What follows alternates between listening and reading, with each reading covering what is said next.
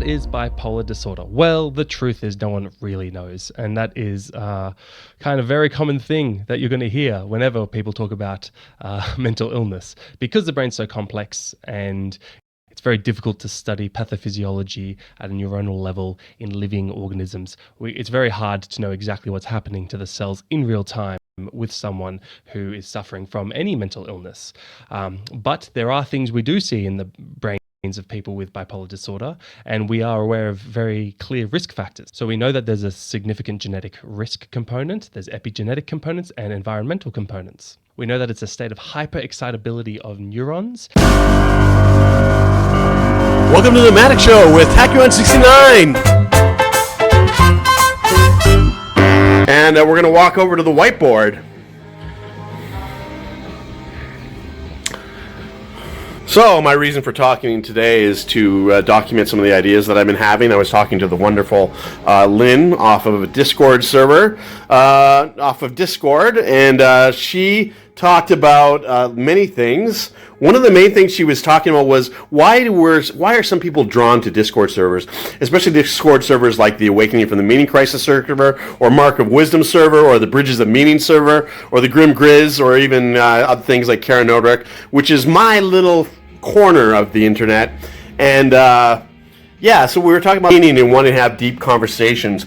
And the deep conversation that me and Lynn had was talking about the rivalrous and the anti-rivalrous deep code experiment, which was a talk by Jordan Hall. Hall supposedly just recently converted to Christianity, and there seems to be a trend of this happening. And me and Lynn were also talking about our fear of the apocalyptic notions. Of course, I lived through the 80s, so I always fear end times. Two things I fear: end times and fundamentalists of all sorts.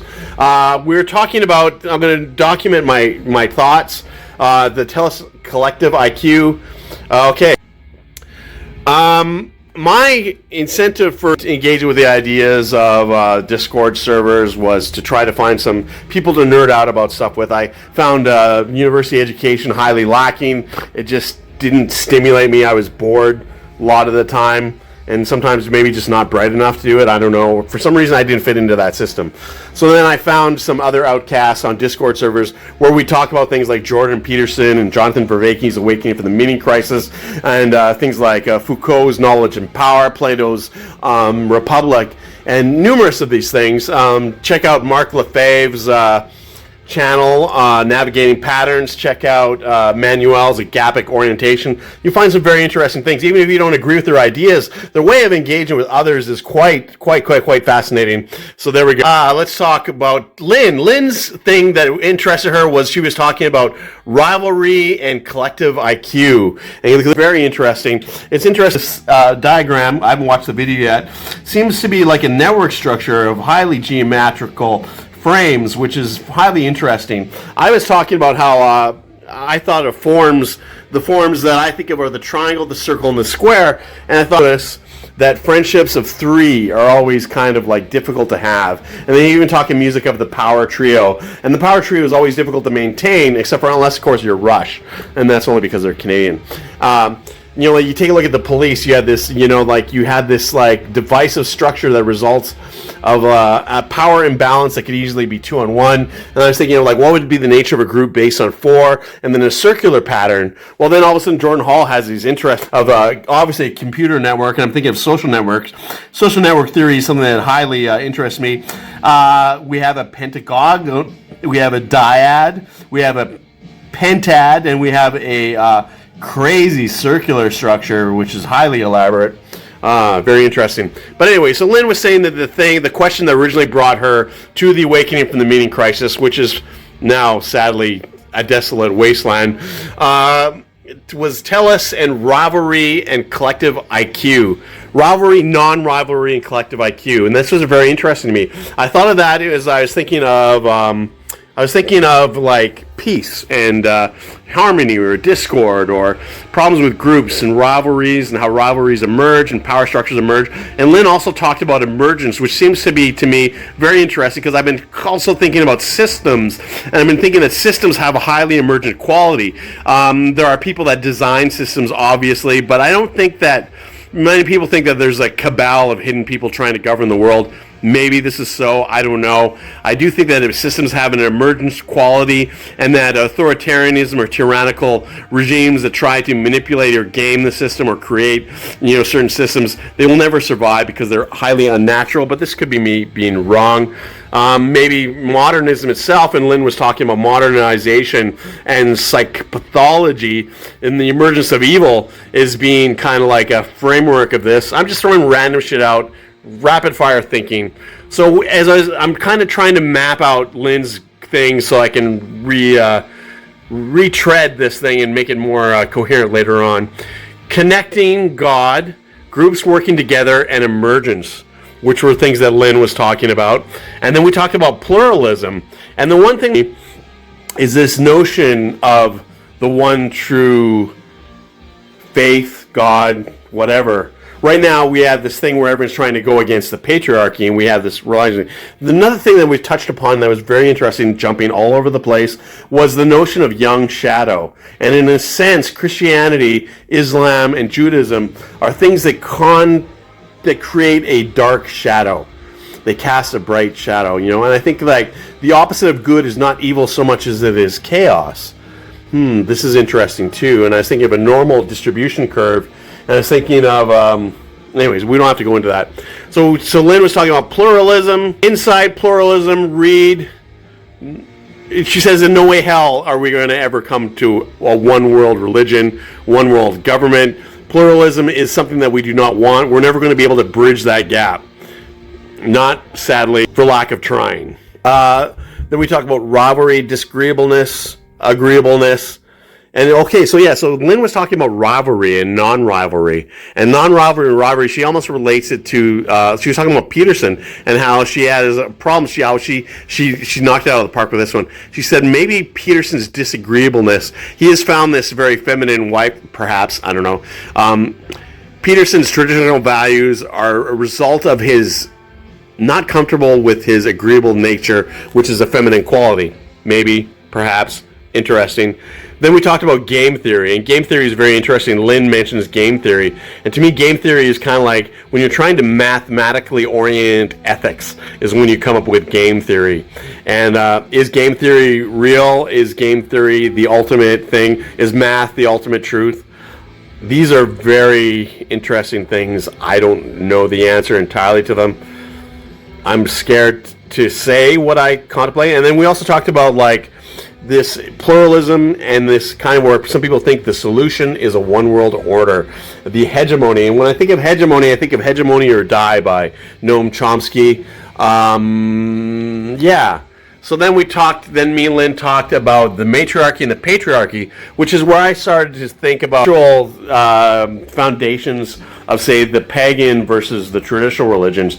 And now we're starting to have this feministic identity politics slant on things where they're talking about the tyranny of the patriarchy. So now are we trying to have the matriarchy, which is ironic because the matriarchy that is often described by these people resembles the patriarchy more than anything that is feminine, but I digress.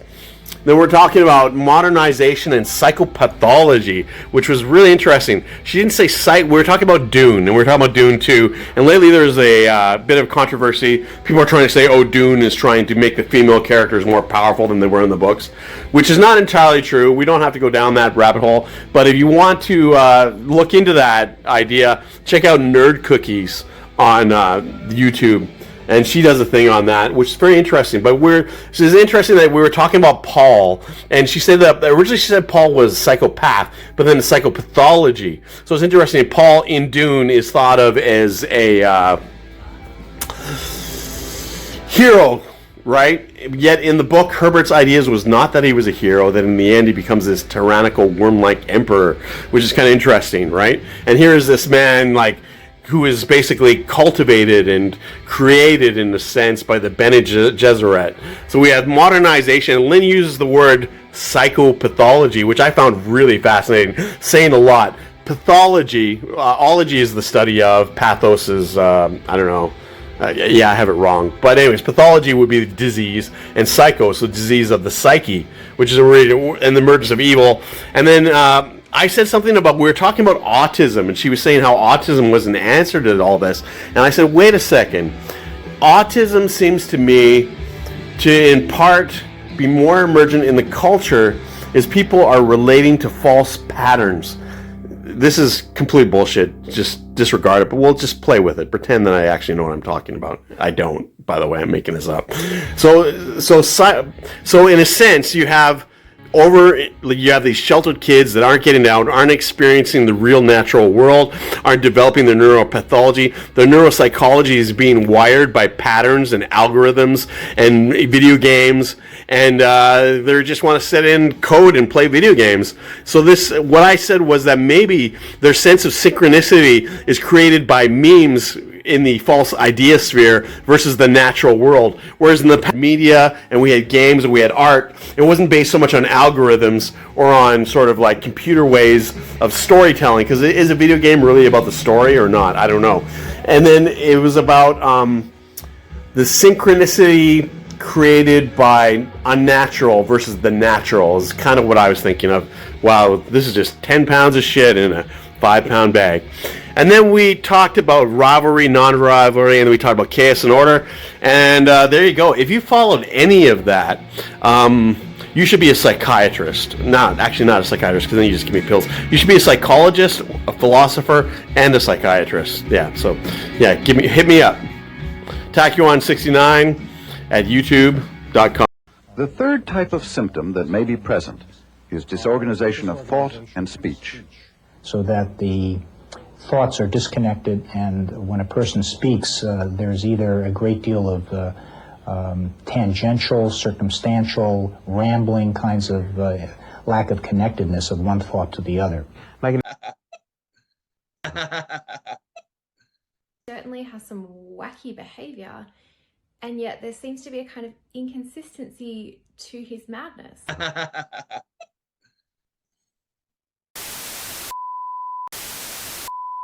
All, to thine own self be true.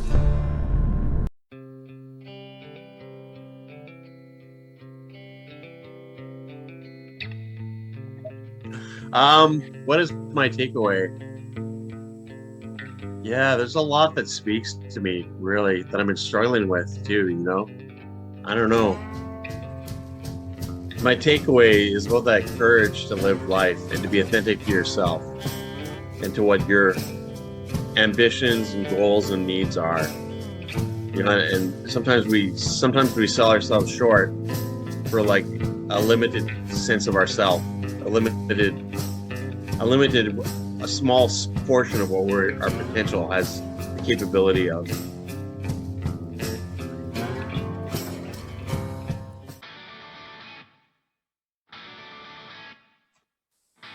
No. No, I love the song, and I love Volbeat, so I love the band, and I love the singer, and I love the music, so it's just good old rock and roll. But you know, it's really fun to share such a wonderful song. It's nice to share it with you guys, because good music needs to be shared. Certainly has some wacky behavior, and yet there seems to be a kind of inconsistency to his madness. Grizz, I'd just like to say that we were talking about systems, and you made the move towards the spiritual that is really interesting, because I'm going to be talking about systems with several other people in the near future, and you kind of made the move towards the spiritual, and I made the move towards the sci-fi, mentioning the foundation. But yeah, so what do you think of the spiritual component? For me, that's mainly a spiritual experience that we're here to harvest. Like, if I go back over the course of my life, it's the extreme emotional states that in the depths of them, they felt like a valuable experience.